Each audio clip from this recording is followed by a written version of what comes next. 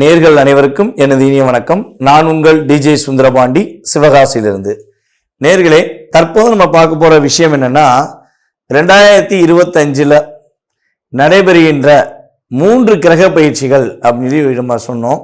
இந்த 3 கிரக பயிற்சியில சுப கிரகம் என்று அழைக்கப்படுகின்ற குரு பகவான், இந்த குரு பகவான் ரிஷப ராசியிலிருந்து மிதுன ராசிக்குள்ள எப்ப போறாரோ அதுதான் குரு பெயர்ச்சி என்று அழைக்கப்படுகிறது. அப்ப இந்த குரு பகவான் எப்பொழுது நம்ம ரிஷபராசியை விட்டு மிதுன ராசிக்கு போறாருங்கிறத ஃபர்ஸ்ட் தெரிஞ்சுக்கணும். பார்த்தீங்களா? அதாவது கரெக்டா மே மாதம் 14ஆம் தேதி குரு பகவான் மிதுன ராசிக்குள்ள நுழையிறாரு. இந்த குரு என்று அழைக்கப்படுகின்றவர் சுப கிரகமாக கருதப்படுகிறார்.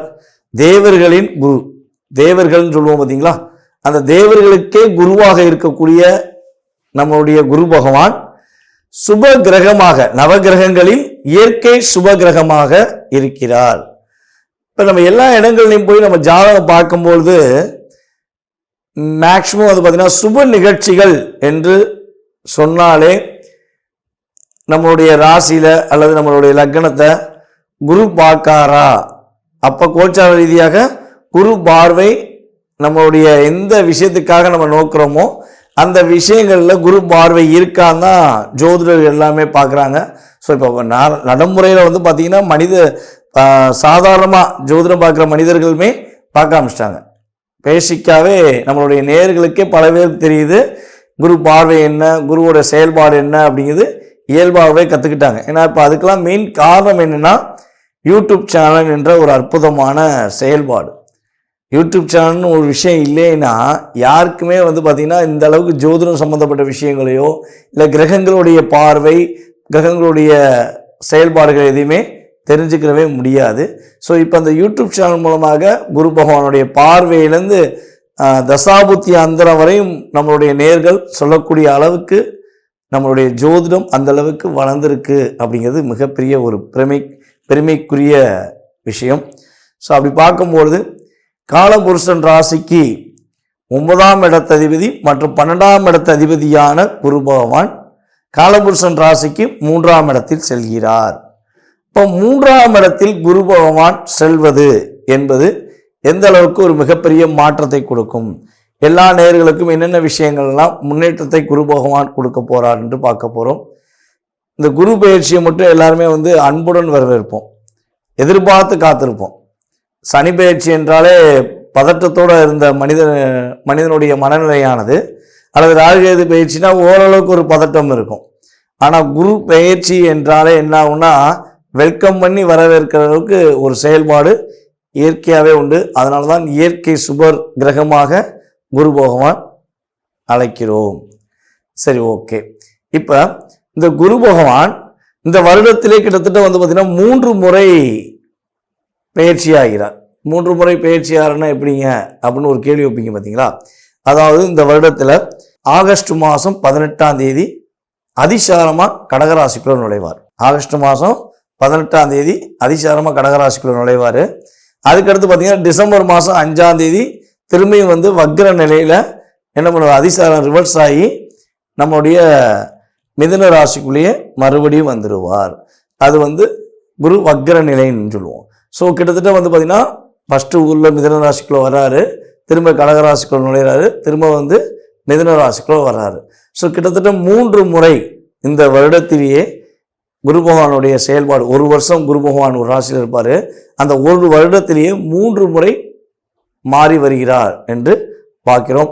ஸோ கிட்டத்தட்ட ஆகஸ்ட் மாதம் வரையும், அதாவது மே மாதம் 14ஆம் தேதியிலிருந்து ஆகஸ்ட் மாதம் 18ஆம் தேதி வரையும் எந்தெந்த ராசிக்கெல்லாம் சிறப்பு என்று சொன்னோமோ அவங்க அதுக்கடுத்து ஆகஸ்ட் 18லேருந்து டிசம்பர் வரையும் சில விஷயங்களை கவனமாக இருக்கணும். அதேபோல் எந்தெந்த ராசிக்கெல்லாம் சில விஷயங்களை கவனம் என்று சொல்கிறோமோ அவங்கெல்லாம் ஆகஸ்ட் 18க்கு மேலே ஒரு நல்ல மாற்றங்களையும் நல்ல விதமான முன்னேற்றங்களையும் பெறப்போகிறார்கள் என்று அர்த்தம். அப்போ குரு பகவான் யாரையுமே அதிகமாக கஷ்டப்படுத்த போகிறதும் கிடையாது, யாரையுமே மிகப்பெரிய கவலை உண்டாக்கக்கூடிய செயல்பாடுகளை செய்ய போற கிடையாது என்று முழுமையாக தெரிந்து கொண்ட உங்களுக்கு உங்களுடைய ராசிக்கான பலன்கள் என்ன, உங்களுடைய ராசிக்கான குரு பயிற்சி பலன்களை பற்றி நீங்கள் முழுமையாக பார்க்கலாம். வாங்க வீடியோக்குள்ள போகலாம். தாயின் மீது அதிக அக்கறையும் இயல்பாகவே அனைவரிடமும் தாய் உள்ளம் கொண்ட நம்மளுடைய கடகராசி அன்பர்களுக்கு 2025ஆம் ஆண்டு நடைபெறுகின்ற மே மாதம் நடைபெறுகின்ற குரு பயிற்சி பலன்களை பற்றி பார்க்க போறோம். இந்த கடகராசிக்கும் குரு பகவானுக்கும் மிகப்பெரிய ஒரு செயல்பாடு உண்டு. என்னன்னு பார்த்தீங்கன்னா, குரு பகவான் பார்த்தீங்கன்னா நம்மளுடைய கடகராசியில தான் வலிமை அடைகிறார், அதாவது உச்சம் அடைகிறார் என்று பார்க்கிறோம்.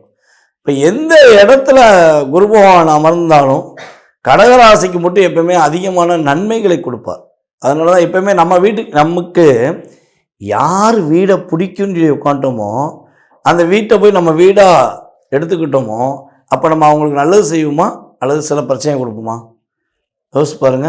ஸோ அதே மாதிரி தான் குரு பகவானுக்கு உங்களுடைய ராசியை ரொம்ப ரொம்ப பிடிக்கும். கடகராசினாலே ஒரு பற்று குரு பகவானுக்கு இயல்பாகவே உண்டு. அப்போ கடகராசியில் உச்சம் பெறுகின்ற குரு பகவான் உங்கள் ராசிக்கு எத்தனாம் இடத்ததிபதியாக வர்றாரு பார்த்தீங்கன்னா, கடகராசிக்கு 6ஆம் இடத்ததிபதி மற்றும் 9ஆம் இடத்ததிபதி. இப்போ இந்த 6, 9க்குரிய அதிபதியான குரு பகவான் எந்த ராசியில் அமர போறாரு அப்படின்னு பார்க்கும்போது, இவ்வளவு நாட்களாக உங்கள் ராசிக்கு 11ஆம் இடமான லாபஸ்தானத்தில் அமர்ந்த குரு பகவான் தற்போது உங்கள் ராசிக்கு 12ஆம் இடான மிதுன ராசிக்குள்ள நுழைகிறார். இப்போ 12ல் அமர்ந்த குரு பகவான் உங்கள் ராசிக்கு என்னென்ன மிக முக்கியமான செயல்பாடுகளை செயல்படுத்தி தர்றாரு அப்படின்னு சொல்லி பார்க்கணும்.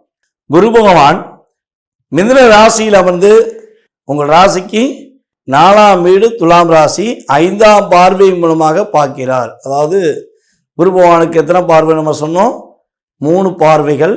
அதில் பார்த்தீங்கன்னா 5ஆம் பார்வை விசேஷமான பார்வை, 7ஆம் பார்வை சமசத்ம பார்வை, 9ஆம் பார்வை பார்த்தீங்கன்னா விசேஷமான பார்வை.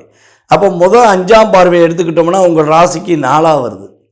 அப்போ 4ஆம் இடம் அப்படிங்கிறது யாரெல்லாம் கடகராசியில் சொந்த வீடு ஒன்று வாங்கிட மாட்டோமா, ஒன்று ஒத்திக்காக வாங்கிட மாட்டோமா, வீடு கட்டிட மாட்டோமா அப்படின்னு சொல்லி ஏக்கமும் தாக்கமும் மனசுக்குள்ளே வச்சுட்டு போராடுறீங்களோ அதற்கான ஒரு சரியான நேரம் இந்த நேரம் என்று உறுதியாக சொல்ல முடியும். முயற்சி கடுமையாக எடுங்க, உறுதியாக வெற்றி உண்டுன்னு சொல்லக்கூடிய ஆற்றல் குரு பகவான் உங்களுக்கு அள்ளி வழங்க போகிறார். அதே போல அம்மாவுக்கு இருந்த உடல்நிலை சம்பந்தப்பட்ட பிரச்சனைகள் கடந்த 3 வருட காலமாக உங்களுக்கும் உங்கள் தாயாருக்கும் உடல் ரீதியான மன ரீதியான பிரச்சனையிலிருந்து விடுபடுவதற்கான ஒரு அற்புதமான காலகட்டம் தான் இந்த குரு பயிற்சி. புதிய வண்டி வாங்கணும்னு நினைக்கிறீங்க, வண்டி வாகனங்கள் வாங்கலாமா, எனக்கு யோகம் இருக்கா அப்படின்னு நம்மகிட்ட ஃபோன் பண்ணி கேட்பாங்க. அப்படி ஃபோன் பண்ணி கேட்கும்போது ஃபஸ்ட்டு நம்ம என்ன எடுக்கிறோம்னா உங்களுடைய ஜாதக அமைப்பு ரீதியாக கோச்சார ரீதியான பலன்கள், அதுக்கடுத்து அது வலிமை பெருமா பெறாதாங்கிறத உங்களுடைய சுய ஜாதகத்தை வச்சே நம்ம முடிவெடுக்கும். அப்போ அந்த முடிவெடுக்கிற தன்மையில் இந்த கோச்சார ரீதியான பலன்களில் புதிய வண்டி வாகனங்கள் வாங்கக்கூடிய அமைப்புகள் குரு பகவான் கொடுக்கிறார். கார் வாங்கலாமா சார் அப்படின்னா கட்டாயமாக கார் வாங்கலாம். குரு பகவானுடைய ஆதரவு உங்களுக்கு முழுமையாக இருப்பதனால நீங்கள் கார் வாங்கக்கூடிய அமைப்பு கிரகங்கள் கொடுக்கின்றன. ஐயா பைக் வாங்கவே நிலமில்லை, நீங்கள் கார் வாங்க சொல்கிறீங்க, பைக்குக்கு பெட்ரோல் போடுற நிலமில்லை அப்படிலாம் கீழே கமெண்ட்ஸ் கொடுக்குறவங்க சொல்லுவது என்னென்னா, எந்த நிலையாக இருந்தாலும் அந்த நிலையை மாற்றி அமைக்கக்கூடிய ஆற்றலும் செயல்பாடுகளும் உங்களுடைய தன்னம்பிக்கை மூலமாக இருக்கிறது, குரு பகவானின் பார்வை மூலமாக கிடைக்கிறது. அந்த தன்னம்பிக்கை யார் கொடுக்கானா குரு பகவான் உங்களுக்கு கொடுப்பார். அந்த தன்னம்பிக்கையை நீங்கள் வளர்த்துக்கிட்டு என்ன பண்ணணும், நீங்கள் நான் சொன்ன விஷயங்களில் செயல்படுத்துவதற்கான ஆற்றலை ஏற்படுத்தி கொள்ள வேண்டும். அதே போல் குரு பகவானுடைய 7ஆம் பார்வைங்கிறது உங்கள் ராசிக்கு எத்தனாம் இடம் உள்ளது? 6ஆம் இடமா உள்ளது. இப்போ கடகராசிக்காரங்க பார்த்தீங்கன்னா கடன் பிரச்சனையில் ரொம்ப கஷ்டப்பட்டுருக்கலாம், உடல் உபாதைகள் சம்மந்தப்பட்ட விஷயங்களை அதிகமாக கஷ்டப்பட்டுருக்கலாம். அதே போல் பார்த்தீங்கன்னா உங்களுடைய கிரகமைப்பு ரீதியாக 5க்கு 2, அப்போ குழந்தைகளுடைய கல்விக்காக நிறைய விஷயங்களை கடன் வாங்கியிருக்கலாம். ஸோ இந்த கடனை அடைக்க முடியாமல் தத்தெளித்து கொண்டு இருக்கும் நம்மளுடைய கடகராசி என்பவர்களுக்கு கடன் அமைவதற்கான ஆற்றலும் செயல்பாடுகளும் குரு பகவான் கொடுக்கிறார். அப்போ கடன் பிரச்சனை அடைஞ்சிருதுங்க, நிம்மதியாக இருக்கலாமான கடன் பிரச்சனை உண்மையிலேயே அடைஞ்சிருது, நிம்மதியாக இருப்பதற்கான செயல்பாடு உண்டு. அதுக்கடுத்தபடியாக குரு பகவானுடைய 9ஆம் பார்வை உங்களுடைய ராசிக்கு 8ஆம் இடமாக உள்ளது. அப்போ 8ல் குரு அமர்ந்தால் எட்டி பார்க்காத லாபத்தையும் எதிர்பார்த்திராத ஒரு பாக்கியத்தையும் எதிர்பார்க்காத செயல்பாடுகளையும் குரு பகவான் அள்ளி வழங்குவார் என்பது நிதர்சனமான உண்மை. யாரெல்லாம் திடீர் அதிர்ஷ்ட யோகங்கள், திடீர் முன்னேற்றங்கள் அப்படின்னு எதிர்பார்க்கிற நம்மளுடைய கடகராசி என்பவர்களுக்கு குரு பகவானுடைய பார்வை மூலமாக திடீர் அதிர்ஷ்டங்கள், திடீர் யோகங்கள், திடீரென்று வெற்றிகரமான சூழ்நிலைகளை அமைத்து கொடுக்கிறார் குரு பகவான். சுய மரியாதையை நீங்கள் பெற்றுக்கொள்வதற்கான ஆற்றல் செயல்பாடுகள் உங்களுக்கு குரு பகவான் மூலமாக கிடைக்கிறது. சிறை தண்டனை, செய்யாத குற்றத்துக்கு சிறை தண்டனை, செய்த குற்றத்துக்கு மிகப்பெரிய தண்டனை அப்படிங்கிற மாதிரி தண்டனை காலங்களை மிக அதிகமாக அணிவித்து கொண்டிருக்கும் நம்மளுடைய கடகராசி என்பவர்களுக்கு சிறை தண்டனையிலிருந்து விடுதலை கிடைக்கப் போகிறது. ஒரு நல்ல மாற்றங்கள் கிடைக்கப் போகிறது. சிறை தண்டனைனா கைதியாக இருந்தால் சிறை தண்டனை கிடையாது. நம்ம ஒன்றுமே செய்யாமல் நம்மளை லாக் பண்ணி வச்சுருப்பாங்க பார்த்தீங்களா, அது கூட சிறை தண்டனை தான். தவறுகள் செய்யாமல் தவித்து கொண்டிருக்கும் நம்முடைய கடகராசி என்பவர்களுக்கு அந்த பிரச்சனை விடிவாளத்தை குரு பகவான் கொடுக்க போகிறார். கடகராசி நேர்களான உங்களுக்கு பார்த்தீங்கன்னா இன்னொரு அற்புதமான விஷயம் உண்டு. ரொம்ப நாளாக சந்தோஷம்னா என்ன, சந்தோஷத்தை பெறுவதற்கான வாய்ப்புகள் என்ன அப்படின்லாம் ஃபீல் பண்ணி பார்த்தீங்களா. சுகஸ்தானத்தை உங்களுடைய 4ஆம் வீட்டை குரு பகவான் பார்ப்பது மூலமாக உங்களுக்கு சுகஸ்தானம் ரொம்ப சூப்பராக இருக்கும். அப்போ சந்தோஷம்னா என்னங்கிறத நீங்கள் உணர்வதற்கான ஒரு ஆற்றல் செயல்பாடுகள் இந்த குரு பயிற்சி மூலமாக உங்களுக்கு ஏற்பட போகுது. ஸோ வீடு மனை வாங்க போகிறீங்க, வண்டி வாகனங்கள் வாங்க போகிறீங்க, அதே போல் பார்த்திங்கன்னா சுகஸ்தானத்தையும் பெற போகிறீங்க. சுகங்கிறது நம்ம என்னென்னலாம் நினைக்குமோ அதெல்லாம் நல்லபடியாக நடந்தாலே அதுவே ஒரு சந்தோஷம்தான். ஸோ அப்போ சந்தோஷம் அதிகமாக கிடைப்பதற்கான ஆற்றல் செயல்பாடுகள் குரு பகவான் மூலமாக உங்களுக்கு கிடைக்க போகுது. சுய மரியாதை இங்கே கொஞ்சம் அதிகரிக்கப்படும். உங்களுக்கு நீங்கள் என்ன விஷயத்துக்காக எந்த அளவுக்கு ஒரு ரெஸ்பான்சிபிள் வேணும்னு நீங்கள் எதிர்பார்த்தீங்களோ, இவ்வளோ நாட்களாக உங்களை கண்டுக்கிறாமல் இருந்த உங்களுடைய உறவுகள், உங்களை கண்டுக்கிறாமல் இருந்த உங்களுடைய உடன் பிறந்த சகோதர சகோதரிகள், இவங்கெல்லாம் இனிமேல் உங்களுக்கான ஒரு அங்கீகாரத்தை கொடுப்பாங்க. நீங்கள் உங்களுடைய முக்கியத்துவத்தை புரிஞ்சுக்கிடுவாங்க.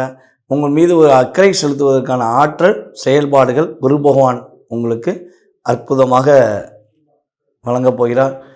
திடீரென்று ஒரு யோகமான சூழ்நிலைகள் அப்படின்னு ஒன்று கிடைச்சா எப்படி இருக்கும், நம்மளை கவலைப்படுவோமா, அப்பாடி நமக்கு ஒரு திடீர் அதிர்ஷ்டம் கிடைச்சிருச்சு, திடீர் ஒரு யோகம் வந்துருச்சுன்னு சொல்லி சந்தோஷப்படுற மாதிரி உங்களுக்கு குரு பகவான் அந்தளவுக்கு ஒரு நல்ல விதமான மாற்றங்கள், நல்ல விதமான செயல்பாடுகளை கொடுப்பார். இங்கே அப்பா வழி சொத்தும் பிரச்சனை இருந்தாலும் கிடச்சிரும், அம்மா வழி சொத்து பிரச்சனை இருந்தாலும் கிடச்சிரும். பிரச்சனையே இல்லாமல் சொத்து கிடைக்கணுக்கான ஆப்ஷனும் அதிகமான வாய்ப்புகள் உண்டு.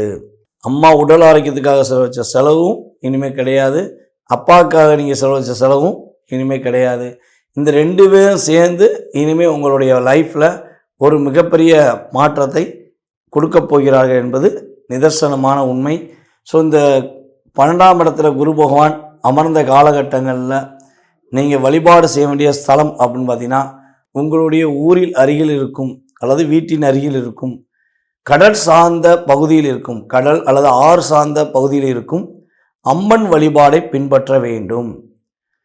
வெள்ளிக்கிழமை குரு ஓரையில் நீங்கள் அம்மன் வழிபாடு பின்பற்றும் பொழுது உறுதியாக குரு பகவானுடைய ஆற்றல் இன்னும் கொஞ்சம் அதிகமாகி உங்களுடைய வாழ்க்கையில் மிகப்பெரிய வெற்றிகரமான சூழ்நிலைகள், மிக மகிழ்ச்சிகரமான சூழ்நிலைலாம் நம்மளுடைய கடகராசிக்காரைய உங்களுக்கு உறுதியாக கிடைக்கும் என்பது கிரக ரீதியான நிதர்சனமான உண்மை.